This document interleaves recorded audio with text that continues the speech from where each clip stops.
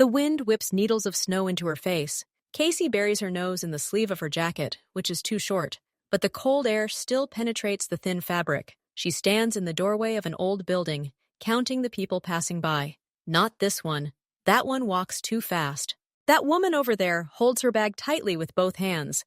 Casey's stomach clenches with hunger, an empty, aching feeling that prevents her from thinking about anything else. She has to bring something home today, at least a little.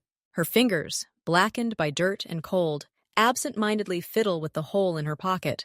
She looks for someone who won't look around, and then he appears. A man comes around the corner. He's unhurried. His long black coat is smooth, without a wrinkle.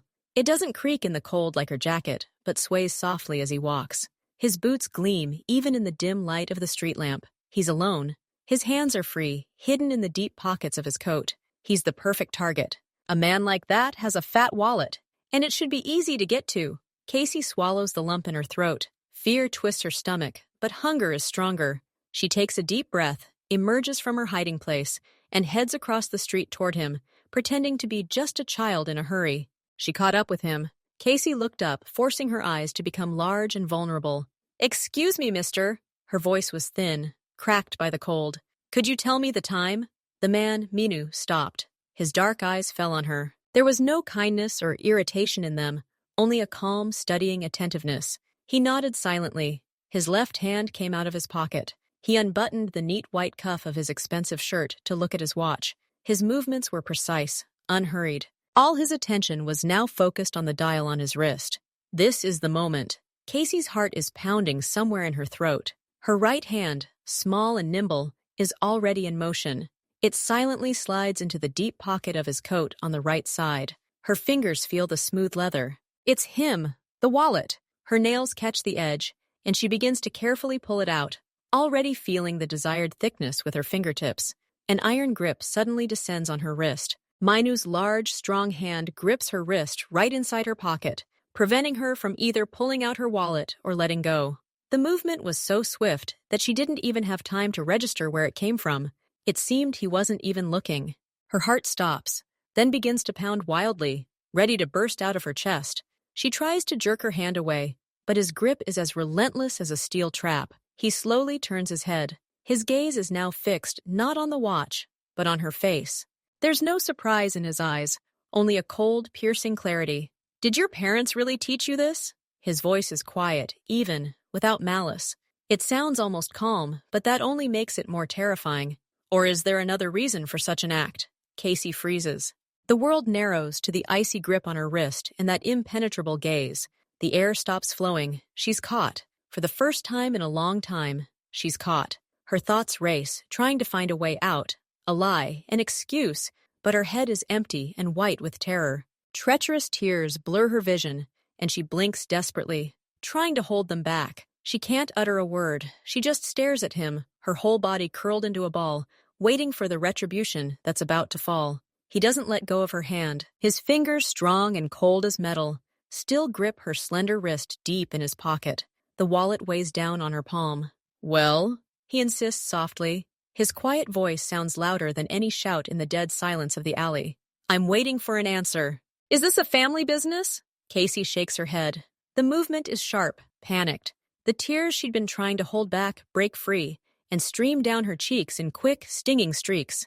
They instantly turn cold in the freezing wind. She sobs, a pathetic, choking sound escaping her throat. Fear is paralyzing.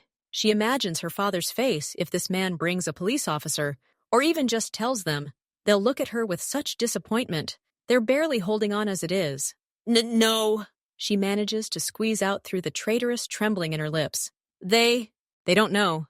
Minu watches her closely. His gaze glides over her face, lingering on her lips, chapped from the cold, on the oversized, worn jacket beneath which a thin, unseasonable sweater can be seen. He sees genuine animalistic terror in her eyes, not the guilt of a caught thief, but the fear of a child who fears something more than just punishment.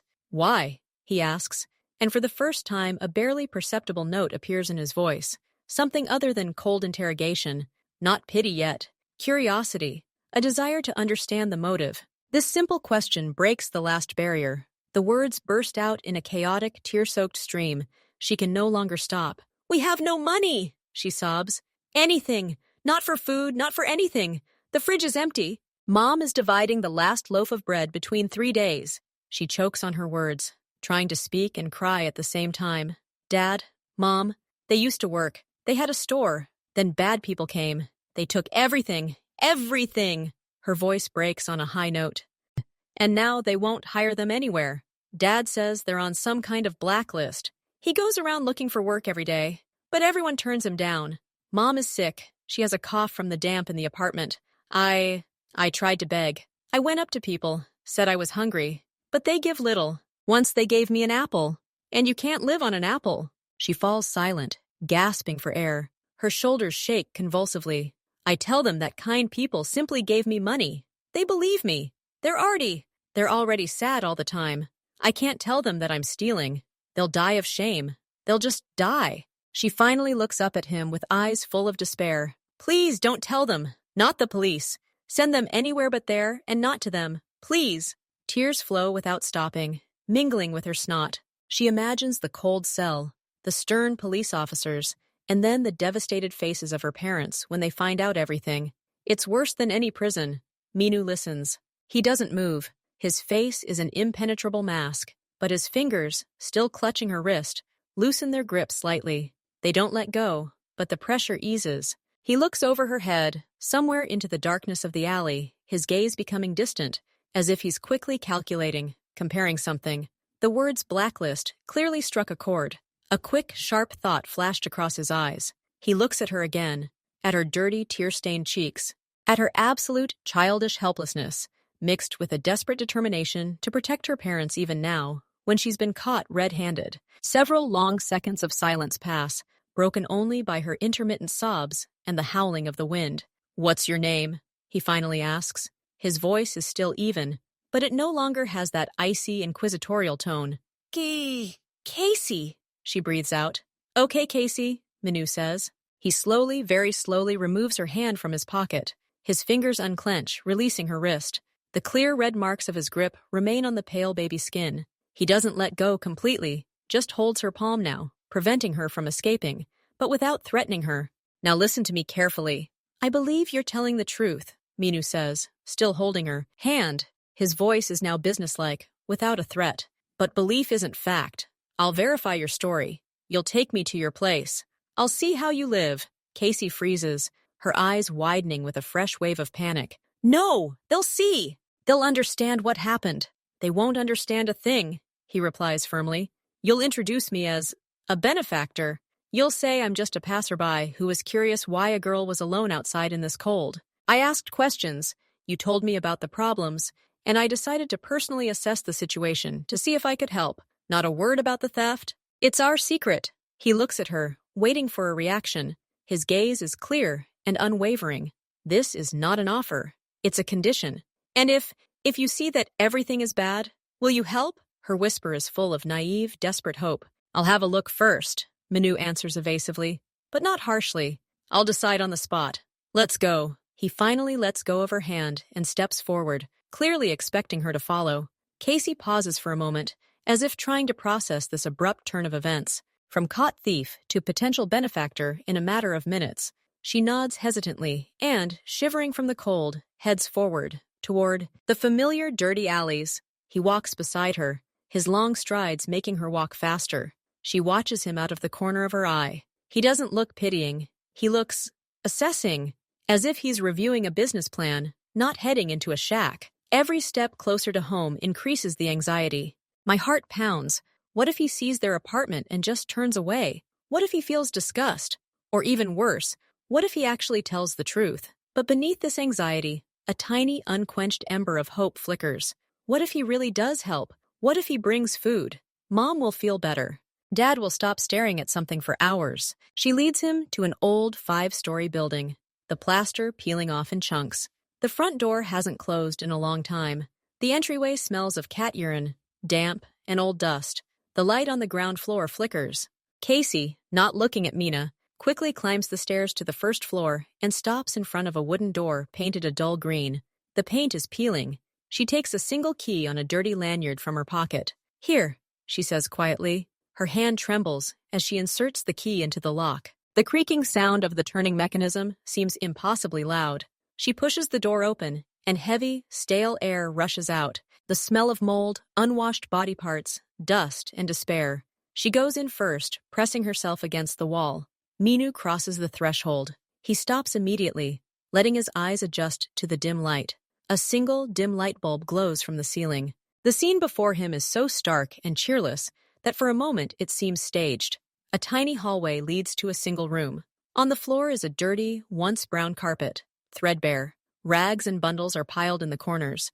The air is damp and cold, colder than outside. Black-gray mold patterns spread across the walls and into the corners near the ceiling. The only furniture is an old, worn sofa, a table with a wobbly leg, and 2 chairs. On the sofa are crumpled blankets. His gaze automatically slid to the tiny kitchen alcove. The door of the old refrigerator was ajar, empty inside, utterly empty. On the stove sat a single pot, with the dried remains of something inedible slung around the edges. The sink was piled high with dirty dishes. 2 people are sitting in the room. A woman, bundled up in several sweaters, is mending something in the dim light. A man, his gaze dull, sits on the edge of the sofa, staring at the wall. They both simultaneously look up at the creak of the door. Their eyes, tired and apathetic, first see Casey, then focus on the tall stranger in the immaculate coat, who seems to be a foreign body stuck in their squalid reality. Their faces are frozen, not with a question, but rather with a deep, chronic confusion. Who is this man? And what does he want in their world? Minu slowly looks around the room again. He sees everything: the leaky window, sealed with tape, the thin layer of dust on everything, the woman's emaciated shoulders, the empty refrigerator as the main witness to the disaster. His face expresses neither disgust nor shock. It becomes focused, stony. He nods silently, as if checking off an invisible report. The truth, the whole truth, and more. He steps forward, into the center of the room. His coat seems both incongruous and luxurious in this setting. "Good evening," he says quietly, but his voice clearly breaks the heavy silence. "My name is Minu. Your daughter told me about your difficulties. I came to see everything with my own eyes." The man's gaze, David's, slowly, with difficulty, focuses on his face. And suddenly, in those dull eyes, something flashes. Not understanding. Recognition. A second passes, then 2. In the silence, the only sound is the hissing of moisture on the old radiators. The apathy on David's face melts like snow under acid. His features distort. First disbelief, then shock, and then pure, immediate hatred. He recognizes those high cheekbones, that direct, appraising gaze. He recognizes the same imperturbability that once coldly pronounced his doom. "You!" David's hoarse, broken voice bursts out. It's not a word, but a choked exhalation. He rises slowly from the couch, his movements constrained, as if each one is painful. "It's you!" The woman, Amina, looks at her husband, then at the guest. Her eyes dart across Minu's face, and understanding flashes in them, followed by a chilling horror. Her hand holding the needle freezes in midair. She doesn't utter a sound, but her face turns gray, waxy. Casey, pressed against the wall by the door, looks at her father, then at her mother. She doesn't understand. She expected shame, questions, maybe a polite refusal. But not this mute, lightning-charged silence. Not this hatred in her father's eyes, directed not at her, but at the one she thought could help. "What? Dad?" Her voice sounds lost. David ignores her. He steps forward, shielding his wife and daughter, even though he's thin and fragile next to Minu. "What are you doing here?" His voice grows stronger, filling with rage. "How dare you cross this threshold? Get out! Get out of here this second!" Minu doesn't back down. He stands motionless, like a rock, absorbing the blast. His face remains emotionless, only attentive. He's seen such hatred before, many times. "Dad, no!" Casey screams, more afraid of potential help than of what's happening. He didn't say anything bad. He just wanted to see how we live. Maybe he can help." "Help?" David lets out a short, bitter, almost hysterical laugh, not taking his eyes off Min. "Him? Help? He came to see the results of his work. That's what. To enjoy the view." Amina finally finds her voice. It's quiet, trembling, but filled with the same bitterness. Everything he touches turns to dust. "Casey, come here. Now." "But Mom!" "Come here!" David growls, and Casey flinches and flies towards her mother, who hides her behind her back, hugging her with one arm. Minu exhales slowly. He looks directly at David. You're right, he says calmly. I know who you are, David and Amina Rowe, and you know me. And yes, he pauses briefly but meaningfully, I was the one who took your business away from you, your electronics store on 2nd Avenue.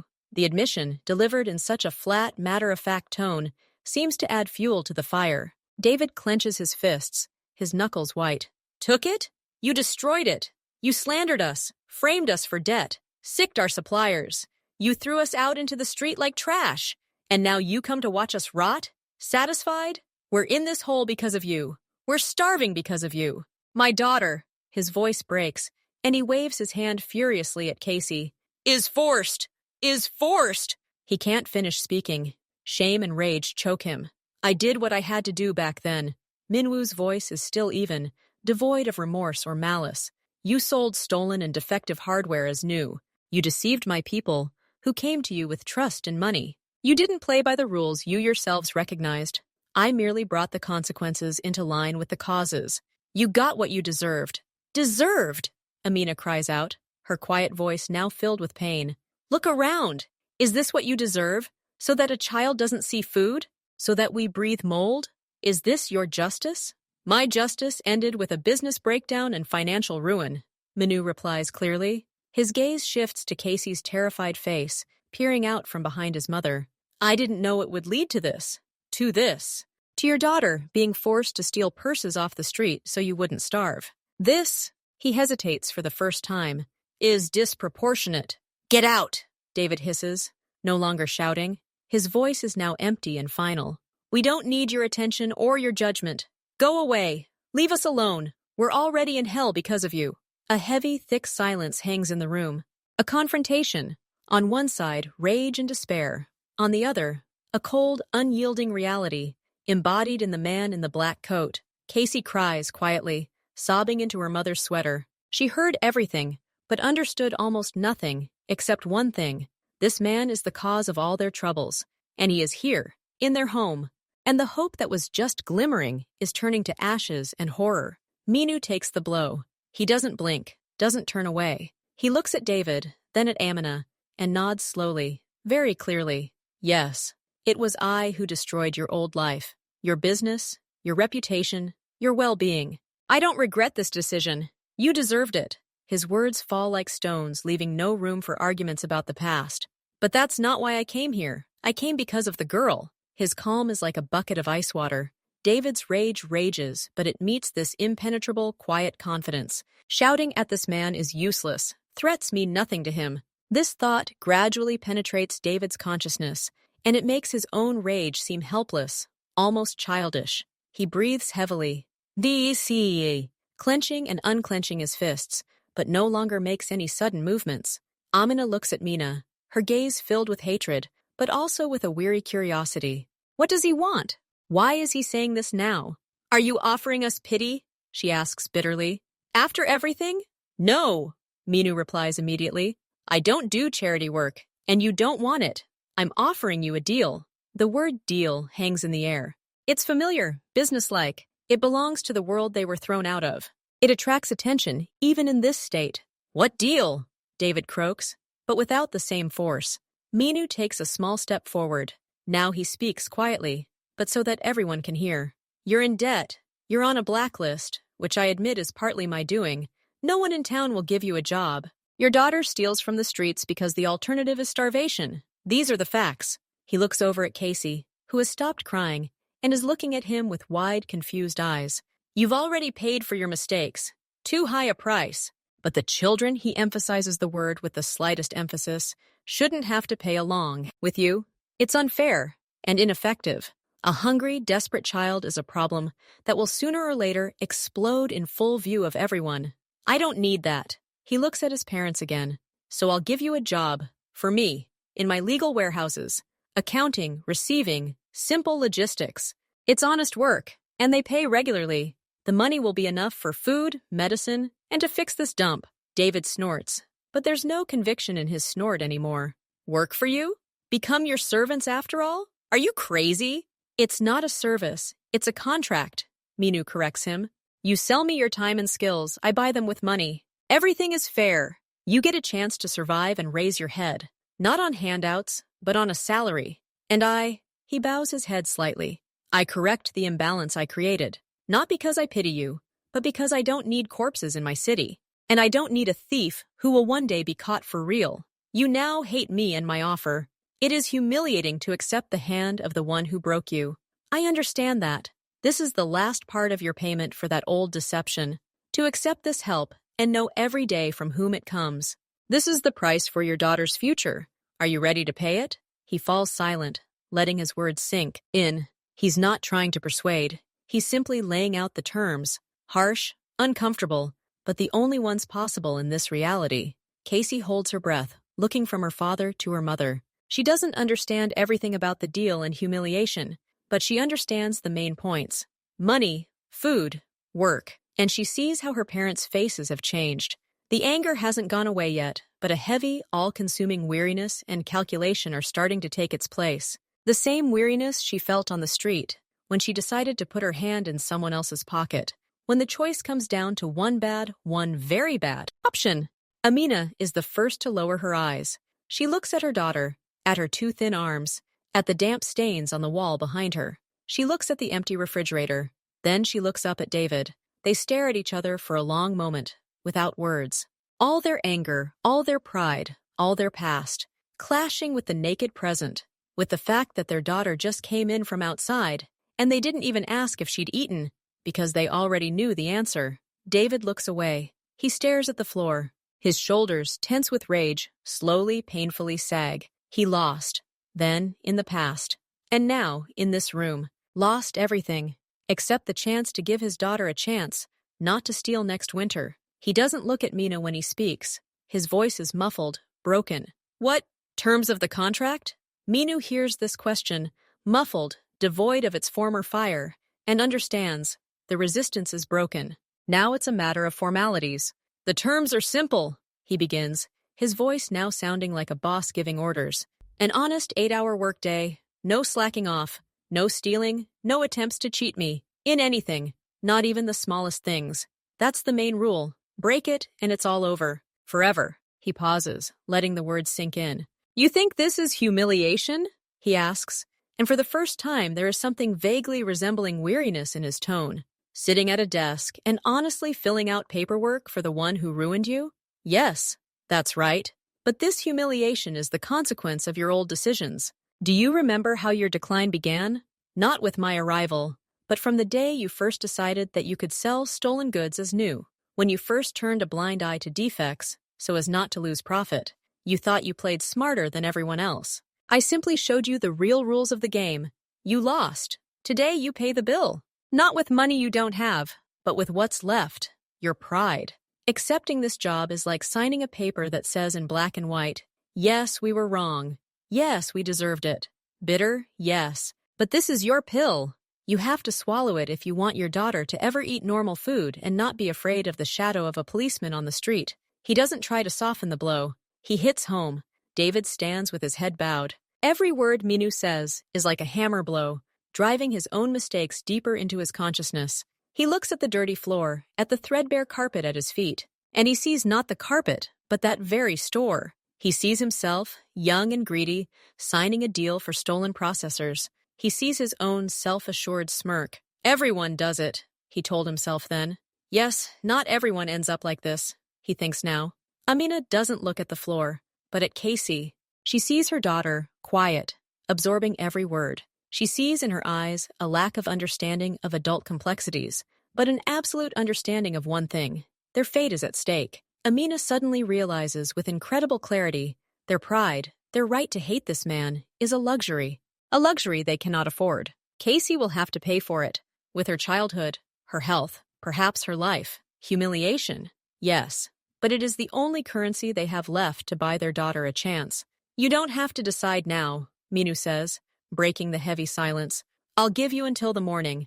Tomorrow at 9, my men will bring food, warm clothes, and supplies to remove this mold, regardless of your answer, because the girl shouldn't go to bed hungry tonight. That's not part of the deal. That's separate. This gesture, unexpected, unconditional, breaks down the last barriers. It's not calculation, it's action. David raises his head. His gaze wanders around the room, his wife, his daughter, the emptiness, the dirt. He looks at Casey again. He sees how, upon hearing about food, she involuntarily licks her lips, and her thin face lights up for a moment with pure animal hope. It is this look, this instinctive, childish gesture that outweighs everything. All the anger, all the pride, all the pain. David closes his eyes for a second. When he opens them, there's no rage or hatred in them, only an endless, all-consuming weariness and resignation. He nods slowly, heavily, once. Without looking at Mina, he nods into the void, into his past, into his defeat. It's not a nod of agreement with the enemy. It's a nod of capitulation to reality. The nod of a father choosing his daughter's future over the ghost of his pride.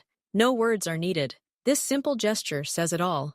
Amina sees the nod. She inhales, and her exhalation trembles. She doesn't nod. She simply hugs Casey even tighter, as if trying to protect her from the bitter pill they'll now have to swallow every day. But she doesn't protest. Her silence is also consent.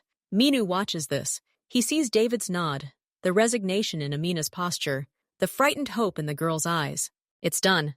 Okay, he says quietly. Tomorrow at 9. Be ready. He adds nothing more. No promises, no threats. He turns and leaves the room, leaving behind only the creak of the door and the heavy, altered air, in which hangs the weight of an incredibly difficult decision. Less than an hour had passed since Minu had left, when a firm knock sounded at the apartment door. David jumped, and Casey clung to her mother in fear. Amina latched the door open. 2 men in dark uniforms, with no identifying marks, stood outside. They looked calm and businesslike. Cardboard boxes were visible behind them. On Min's orders, one of them said briefly. Permission to bring it in. They entered without waiting for an answer and carefully, without looking around, placed several heavy boxes on the hallway floor. The first contained groceries: bread, milk, cereal, pasta, canned goods, butter, eggs, and even a few packets of cookies and chocolate. The second contained warm blankets, simple but new jackets, sweaters, and jeans. The third contained household chemicals, powerful mold-fighting products, rubber gloves, and spray bottles. A car will pick you up tomorrow at 9, the same man said. Be prepared for the workday. They nodded and left, closing the door tightly behind them. The family watched this sudden abundance in silence. Casey was the first to rush to the food box, clutching a chocolate bar like the greatest treasure. Amina, her hands shaking, took out a carton of milk. David simply stood, looking at the jackets. This wasn't charity. It was an advance payment, the first tangible sign of a new, incredible reality. The next morning, the same taciturn driver picked them up. He took them to the outskirts of town, to a large, modern warehouse.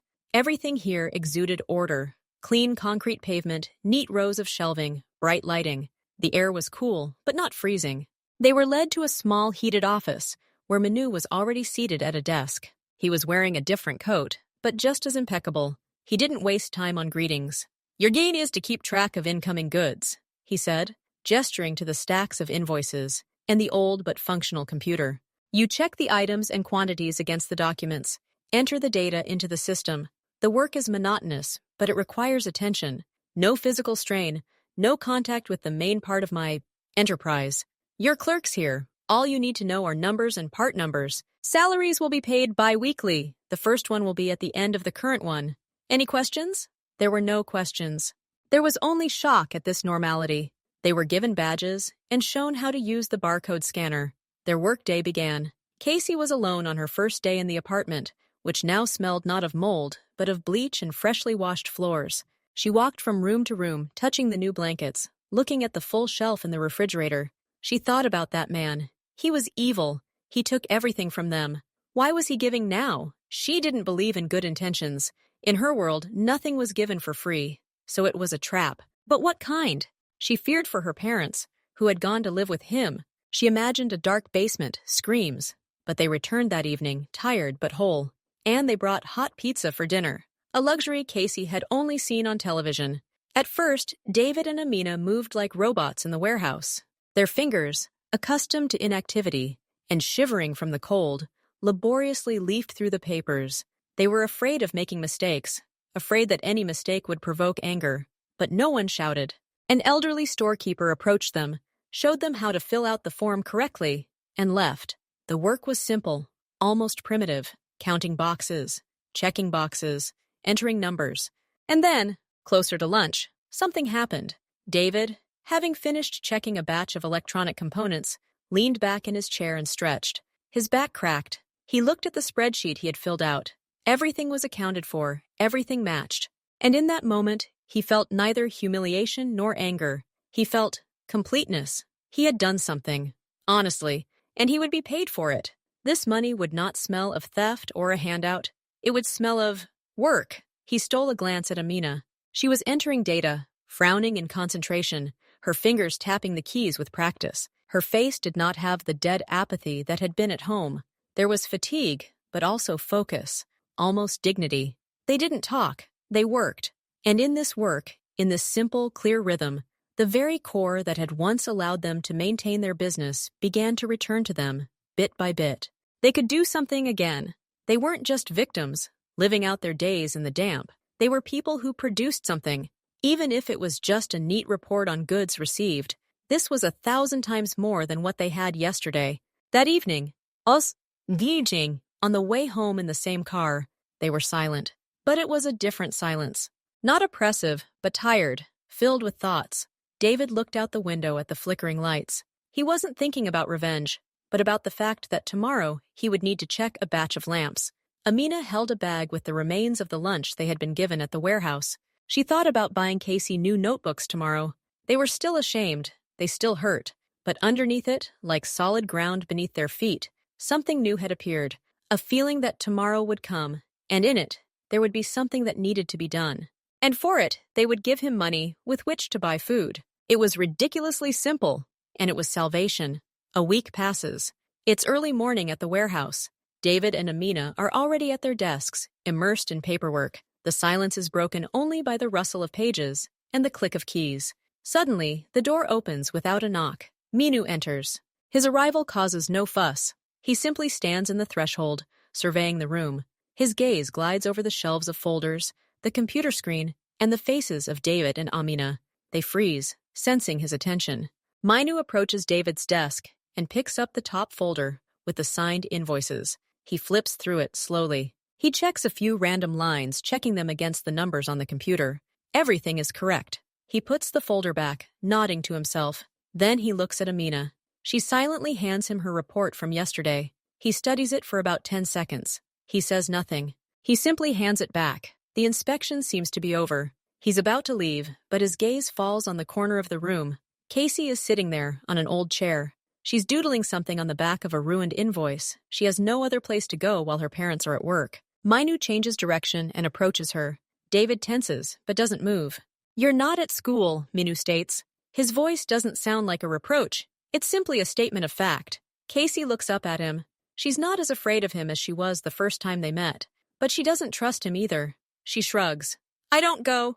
"Why?" "I don't have time. And I don't have anything to wear. There weren't any notebooks before. Now my parents are here all day." Minu looks at her, then glances back at David. "She'll be going to school starting Monday. Arrange for everything necessary. Clothes, supplies. Put the expenses on a separate sheet. It will be included in the advance against her future salary," David nods. Silently, his head bowed. Accepting payment for a school uniform from this man is a new level of humiliation, but he no longer resists. Casey looks at Mina. The question that has been tormenting her all these days is brewing in her eyes. She can't take it anymore. "Why are you doing this?" she asks bluntly. Her voice is quiet but clear. "You took everything from us, and now you're giving us jobs, food, school. We don't owe you anything now, do we?" Amina freezes, afraid her daughter has crossed a line. But Minu isn't angry. He even seems a little interested. He slowly squats down to be level with her. His expensive coat brushes the clean but dusty floor. "That's a good question," he says, and the answer is simple. Debts come in different forms. I already collected monetary debts from you back then, but there are others.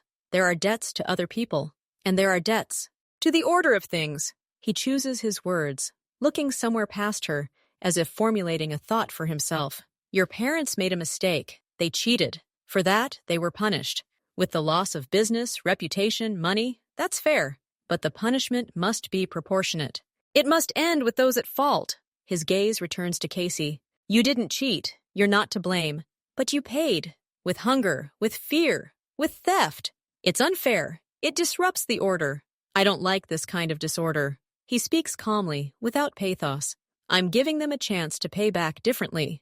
With work, honest work, even if it's bitter for them. So that their debt is paid off by work, not by your childhood. So that you can just go to school, eat normal food, and not pick other people's pockets. Because a world in which children steal because of their parents' mistakes is a poorly organized world. And I'm bringing order to what I consider my own. Now you are part of this order. He stands up, brushing the hem of his coat with his palm. School on Monday. This isn't a request. It's a condition of continuing the contract. Understood? Casey looks at him, wide-eyed. She doesn't quite understand all this talk about order and debt, but she gets the gist. He's not doing this out of pity. He's doing it because it's wrong to do otherwise. And somehow, this cold, calculating approach inspires more trust in her than sweet words of help. It feels right. I see, she says quietly. Minu nods. He says nothing more. He turns and leaves the room as quietly as he entered, leaving behind a silence, now filled not only with humiliation, but also with a strange, heavy understanding. They have become part of some complex, impersonal system, controlled by this man. And within this system, however harsh, there was room for a 10-year-old girl to go to school. Not out of mercy, but because those are the rules. Days turn into weeks. Slowly but surely, changes occur in Casey's apartment. Empty boxes and piles of dirty clothes disappear. The floor, washed with harsh chemicals, no longer sticks to the soles of her feet. The mold on the walls first turned white, then completely disappeared, leaving behind only dark stains, like scars. The smell of dampness gives way to the smell of food, simple but constant. There's almost always something on the stove now, porridge for breakfast, soup for lunch. The refrigerator no longer gapes empty. It's stocked with butter, cheese, and fruit. Casey has even stopped checking it every time she enters the kitchen, a fact that's surprising in itself. They're living according to a new routine. A car picks them up promptly at 7 in the morning and brings them back in the evening. David and Amina are experiencing a fatigue familiar to most people, the fatigue of work accomplished, not the weariness of hopeless inaction. In the evenings, they eat dinner in silence, but now the silence is no longer oppressive, but simply tired. Sometimes David even asks Casey how school is going. She shyly shows him her notebooks with their neat, yet still hesitant letters. But the past is not erased. Every time a black car pulls up at the entrance, Amina, if she's by the window at the time, freezes. She sees Minu getting out, always alone, always upright and unhurried. He might come into their building to pick up a report or simply pass by, and at those moments, her face hardens. That same old, unshed-to-the-bottom hatred flashes in her eyes. Her hands clench into fists. She remembers more than just poverty. She remembers the humiliation in his office years ago, his cold voice delivering judgment. She remembers David crying the first time he saw the sealed doors of their store. These images can't replace a hearty dinner or her daughter's warm jacket. They simply fade into the background, becoming the background noise of her life. A noise that sometimes suddenly intensifies, causing her heart to beat faster and a bitter taste to appear in her mouth. She never says it out loud. She just watches him until the car disappears around the corner, then turns away and goes back to washing dishes or checking Casey's homework. One afternoon, David, exhausted after a long day of inventorying a large batch of plumbing fixtures, makes a mistake. In his haste, he enters 134 instead of 143 units into the digital report. The discrepancy is discovered by the automatic verification system after the report has been sent upstairs. David only realizes this when Manu appears at the threshold of their cubicle again, holding a printout. David's blood runs cold. A familiar, primal fear grips his entire body. He sees not the warehouse, but that office again. He hears not the hum of forklifts, but his own plea. He sees not just an error in a report, but a violation of the most important rule, no cheating. He expects immediate retribution, dismissal, or maybe something worse. After all, it's him, Minu, the one who doesn't forgive. David automatically jumps up from his chair, his face turning white. Amina freezes at her desk, her eyes full of horror. Even Casey, doing her homework in the corner, senses the tension and looks up.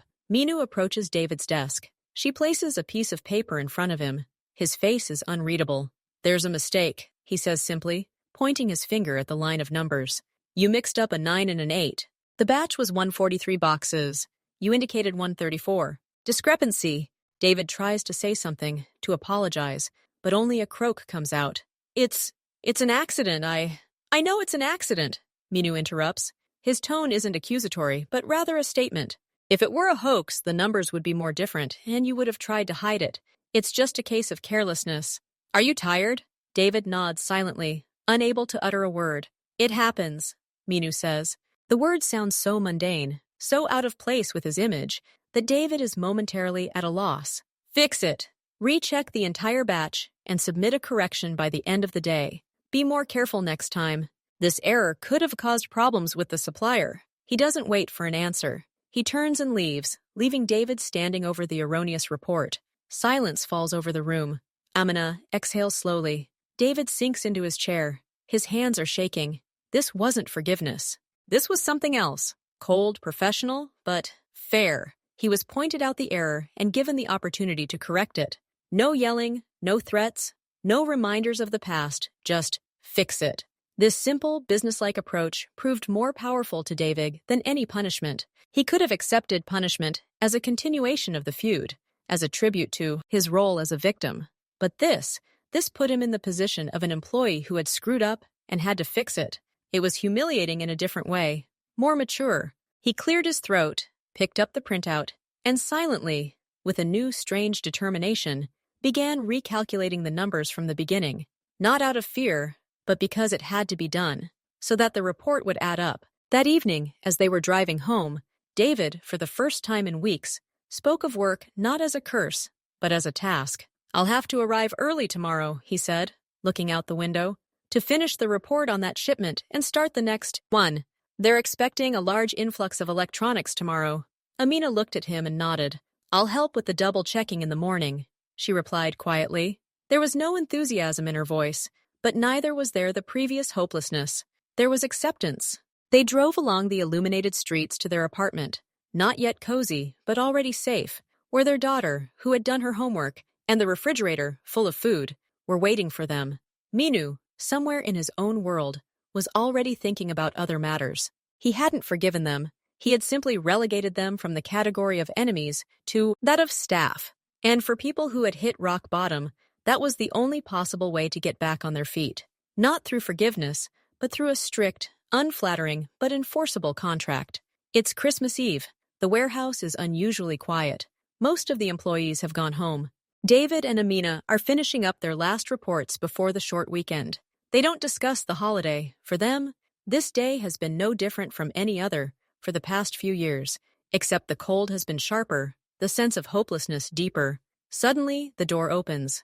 Minu enters. In his hands is not a folder, but a large cardboard box from the supermarket. He places it on the table next to David. This is for you, he says shortly. David and Amina glanced between the box and him. Minu's face expressed nothing but her usual businesslike detachment. Open up, he says. David slowly and cautiously lifts the lid. Inside lies a neatly wrapped grilled chicken, still warm. Next to it are containers of salad, steamed vegetables, and mashed potatoes. And separately, in a small box, a modest chocolate cake with a cream star. This isn't a fancy restaurant dinner. It's something ordinary people buy at a good supermarket so they don't have to cook on a special occasion. But for this family, it's a feast. Casey, sitting in the corner, freezes, her eyes wide at the cake. What is this? Amina asks uncertainly. A festive dinner, Minu answers just as simply.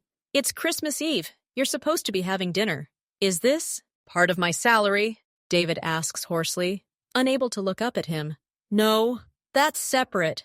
You'll get paid as usual at the end of next week. This is just dinner. He doesn't say present. He doesn't say Merry Christmas. He simply states a fact. Today is the day, and therefore there must be food. But there's something in that impersonal statement that hits harder than any feigned cordiality. He remembered. He calculated. He brought it. We can't accept this, David mutters, but his voice sounds unconvinced. He looks at the chicken, steaming deliciously, and his stomach lurches treacherously. You can, Minu counters. It's practical. All the shops are closed tomorrow. Cooking for you wouldn't be practical. He pauses. And Casey should try the holiday food. It's expected at her age. He looks at the girl. She immediately lowers her eyes, but the corners of her lips twitch involuntarily. Minu says nothing more. He nods. a brief, businesslike nod, and leaves, leaving the three of them among the shelves, speechless and surprised, with the box smelling of an unexpected, almost frightening celebration. They drive home in an unusual silence. The dinner box lies on Amina's lap like the most fragile and precious thing in the world. Casey keeps glancing at it. At home, they silently arrange the containers on their old scratch table.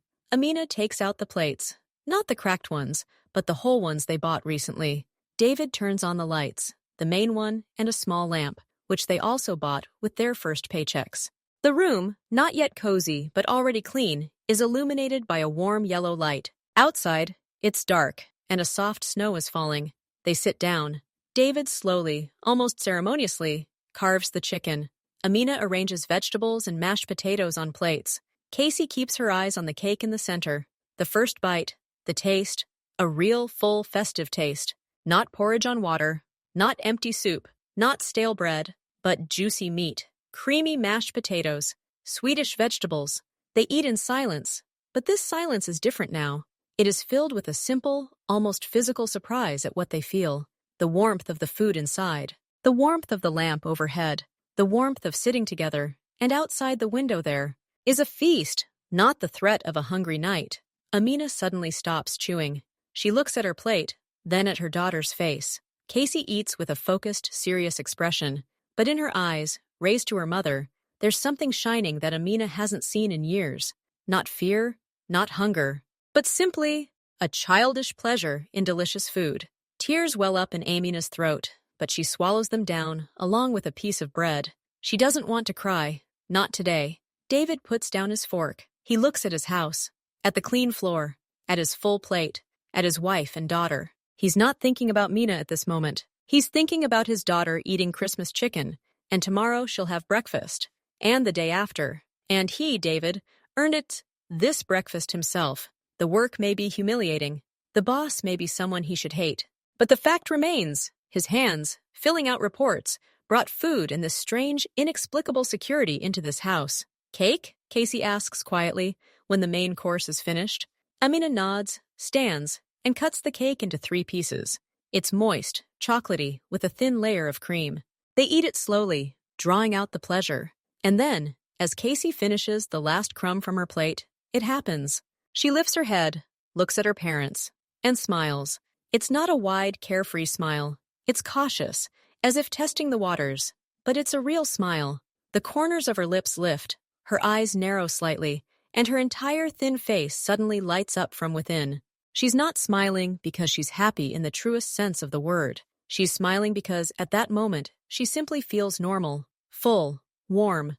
Mom and Dad are nearby, and outside the window there's snow, not hungry darkness. David sees that smile. He freezes. Then, slowly, heavily, he allows himself something like a smile. It's more like a grimace of relief. Amina doesn't smile. She simply looks at her daughter, and her face softens, losing its usual tension. Min isn't at this table. None of them need him here or now. But his presence hangs in the air not as a threat, but as a strange, undeniable fact. He didn't ask for forgiveness. He didn't become a friend. He didn't even do a good deed in the traditional sense. He simply brought order to the chaos he had partly created. He took broken things, their lives, and rebuilt them into a functioning system. Harshly, without sentimentality, by the book. And these rules, contrary to all expectations, proved stronger than the safety net of the chaos of mercy or the fury of vengeance. They gave them a foothold. This foothold may be the bitter pill of daily humiliation, but it is possible to stand on it. It is possible to begin from it. Casey finishes her cake, the smile never leaving her face. Delicious, she says simply. Yes, David agrees hoarsely. Delicious. Amina stands to clear the plates, but before she begins, she rests her hand on her daughter's head for a moment, gently running her palm through her short hair. A simple, almost insignificant gesture, one she couldn't afford when she was constantly worrying about what to feed her tomorrow. Snow falls quietly outside, enveloping the dirty city in a clean, temporary blanket. Their apartment is warm. The refrigerator isn't empty. There are crumbs from their holiday dinner on the table. The girl smiles. They aren't happy. They aren't even grateful in the conventional sense. They've simply stopped falling. And for the first time in years, they're looking not at the abyss beneath their feet, but at the road ahead. Difficult, unfair, but a road, not a precipice. This is the beginning. Not a bright, not loud, not tinged with the colors of forgiveness or redemption.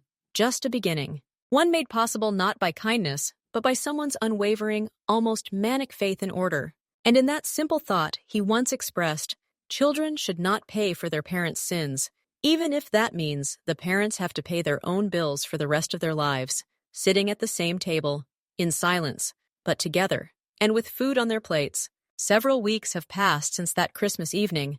Winter is intensifying, but the cold no longer penetrates their apartment to the bone. The radiators, finally repaired by the management company after a call from a specific number, emit a steady, warm hum. The smell of mold has completely disappeared, replaced by the smell of wax from new furniture polish, and the usual, household smell of cooking. Life settled into a rigid but clear framework. Wake up at 6:30. A quick breakfast. By 7:10, the same car with the same silent driver is waiting at the entrance. Casey's school is on the way, so she's dropped off first. David and Amina spend all day at the warehouse. Work no longer seems like an unbearable humiliation. It has become routine. Monotonous, sometimes tedious, but routine. They've learned to do it well. David even began to notice patterns in the deliveries and once suggested a more convenient logging format. His suggestion wasn't praised or rejected. It was simply noted. And a week later, new forms arrived, modified exactly as he'd envisioned. It was a strange feeling, being heard. Even if no one said thank you. Casey goes to school. Her textbooks and notebooks are basic, but new. She's falling behind, and the first few weeks are excruciating. She's mocked for her old-fashioned bargain basement clothes and for her inadequacies in her knowledge. She silently endured the ridicule, perched on the back row, absorbing everything the teacher said, with the voraciousness with which she once gazed at the food in the display cases. Gradually, very slowly, the ridicule died down. She didn't become the life of the party, but she stopped being an outcast. She simply became one of the quiet girls in the back rows, doing her homework perfectly because she had nothing else to do at home. One day, she brought home a drawing from school, a watercolor winter landscape they'd done in art class. Amna silently took it, found the cheapest frame in the store, and hung it on the wall, hammering in a nail instead of mold. Now that spot on the wall was the most striking. Amina still looks out the window. Minu's black car still occasionally shows up at their house or the warehouse, and every time she sees it, something tightens in her chest, but it's no longer the pure poison of hatred. It's a complex, heavy mixture. Hatred, yes, it's still there, but it's joined by the bitterness of dependence, the unpleasant realization that their relative well-being hangs in the balance of this man's will. And the strangest thing of all, a tiny, unacknowledged drop of something resembling respect. Not for him personally, for his rules. They were black and white, without grayscale. He didn't interfere in their lives, didn't demand gratitude, didn't remind them of his generosity. He simply ensured the terms of the contract, and under those conditions, they could breathe. One day in mid-January, David made another mistake. This time, not in the number, but in the part number. He'd mixed up two nearly identical power supply models. It wasn't he, nor the system, who caught the error, but Amina. When she was checking his report against her notes, she quietly approached his desk and placed a note in front of him. David looked, and his face momentarily twisted into the old mask of fear. He instinctively glanced at the door, expecting to see Mina there, but the door was closed. There was only the quiet hum of the warehouse beyond the wall, and his wife's calm gaze. "We need to fix this," Amina said quietly. "Before it gets any worse." David nodded. The fear receded, replaced by self-annoyance. He didn't make excuses, didn't panic. He picked up the piece of paper, returned to the folder with the invoices, and began rechecking everything. He did it himself, before the end of the workday, and sent the corrected report via internal email, indicating in the subject, "Correction, error in part number, corrected." The reply came 10 minutes later. Not from Minu, from the system administrator. One word, accepted. This accepted meant more to David than any praise. It meant that his corrected work fit into the system. It was correct. He was useful, not as a victim, not as an object of pity, but as a cog that, though it creaked momentarily, continued to function. That evening, over dinner, he told me about it, not as a failure, but as a problem solved. "It's my own fault. I didn't check the specifications," he said, helping himself to some fries.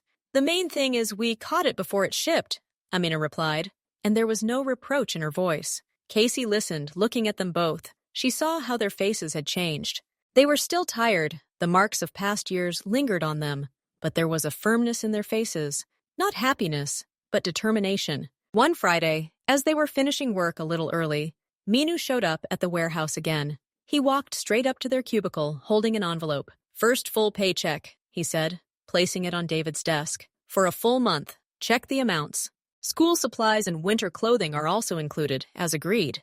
David took the envelope. It was unusually thick. He didn't open it in front of Min. He simply nodded. "Everything okay?" "It's fine," David replied. And it was true. The job was done. "Okay, there'll be a big workload next week. You'll have to work an hour late on Monday and Wednesday. This will be paid separately, as overtime. Ready?" David and Amina exchanged glances. Previously, such a question would have provoked an internal protest. Another hour in this man's presence, in this place that symbolized their defeat? Now they simply exchanged glances and nodded almost simultaneously. "Ready?" David said. Minu didn't answer. He turned and left. They heard his car's engine start. That evening, at home, David finally opened the envelope. He spread the money out on the table. It was more than they had seen in the last 5 years combined. Not a huge amount, but enough for food, utilities, clothes, and some savings. Amina sat down next to him, and they silently began to count, distribute, and plan. "We need to buy Casey a new backpack," Amina said quietly. "That one's completely falling apart." "And warm boots," David added. "Her boots are getting wet." "You need a new sweater. That one's completely worn out." "You first. And we need to think about renovating this place by spring. At least we should change the wallpaper." They talked about the future, not some illusory someday, but concrete plans for tomorrow, next week, and spring. There was no excitement in their voices. There was calculation. That same healthy, normal calculation that millions of families around the world make. Casey watched them from behind her book. She saw her parents hunched over their money, not with greed, but with concentration. She saw her mother writing something in the notebook she'd bought last week. And in her soul, where fear and hunger had dwelt for so long, a new feeling began to grow. Boring, mundane, and yet incredibly precious. A feeling of stability. Another week passed. On Wednesday, as warned, they stayed late at the warehouse. By the time the work was done and they emerged, it was already dark. Their car was waiting, but next to it was another one, a familiar black one. Minu got out and motioned for them to approach. They approached, feeling a slight tension. "What now?" "Don't come to the warehouse tomorrow," Minu said without preamble. "Be here at 9 o'clock. Another car will pick you up. You'll need to conduct an inventory at one of the remote warehouses. The facility is in a different area. It's a full-day job. Lunch will be provided, double pay." He didn't ask if they agreed. He stated the facts.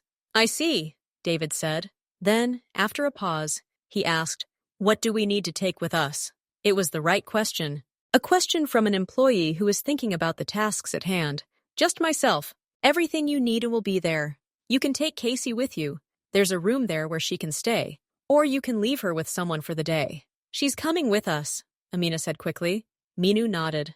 "Okay, at 9. Don't be late." He got into the car and drove away. They were silent on the way home, pondering this new development. A new assignment, a different target. Trust, or just a test? It didn't matter. This was work, important, with double pay. At home, they told Casey. "I'll go," she said immediately, her eyes lighting up with curiosity. A new place. It felt like an adventure. "It'll probably be boring there," David warned. "It's okay. I'll take a book." The next morning, they were indeed picked up by another, more spacious vehicle. They drove across the city to an industrial area where Minu's other warehouse was located. Larger, more automated.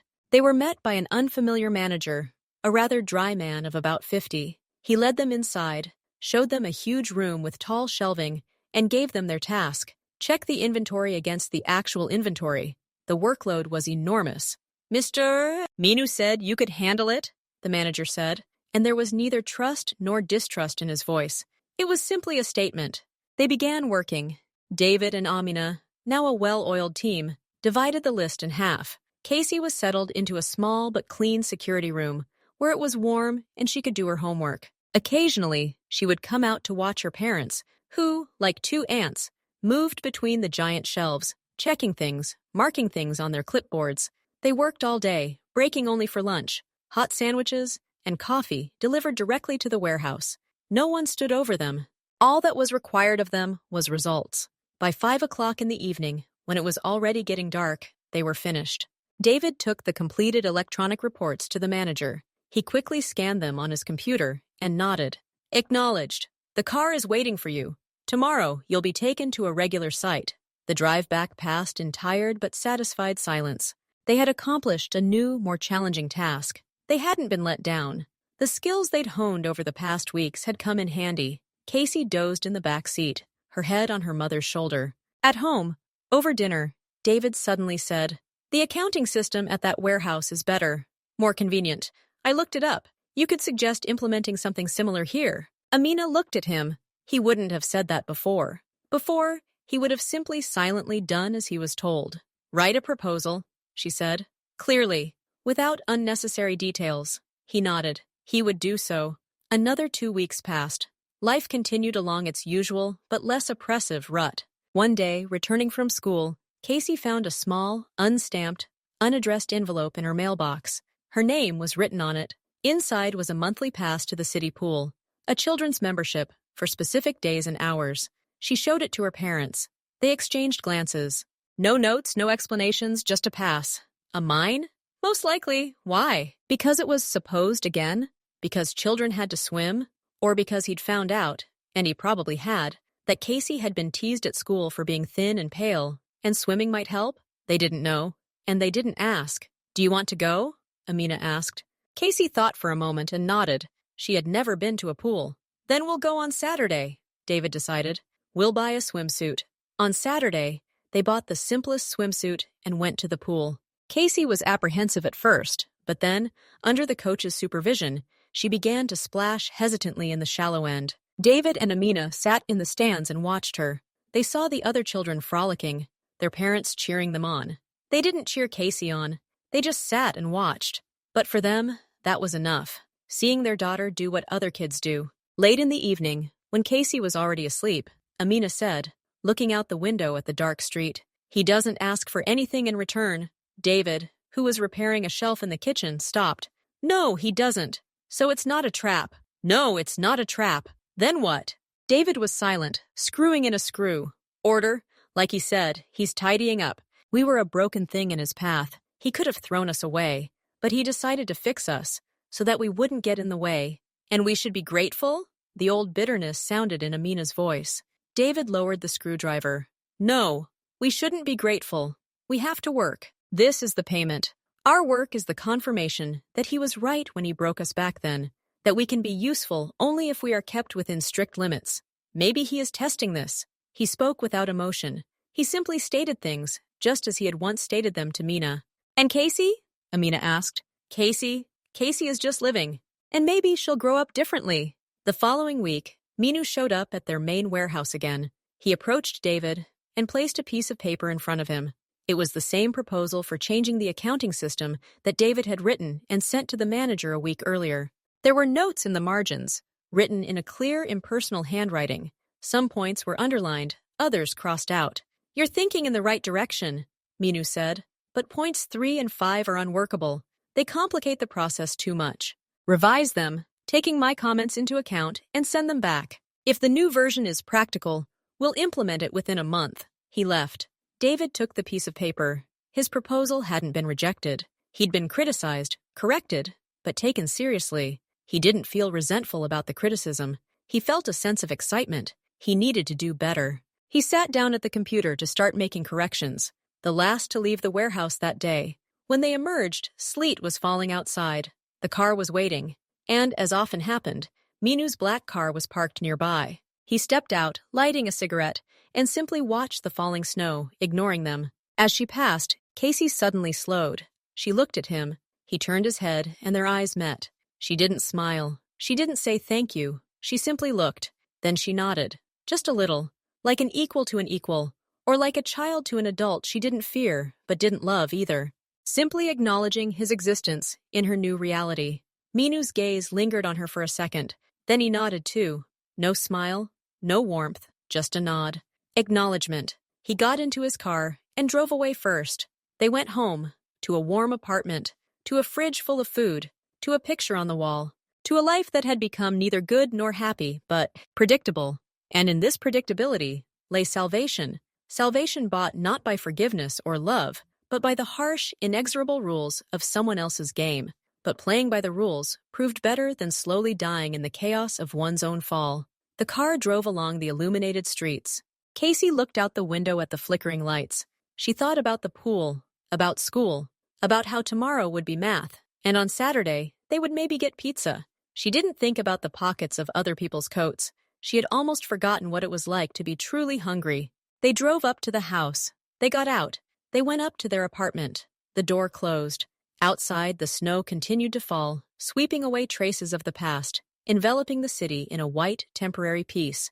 Inside, it was warm and quiet, and it was clear what would happen tomorrow. And the day after. That was all they needed now, all that mattered.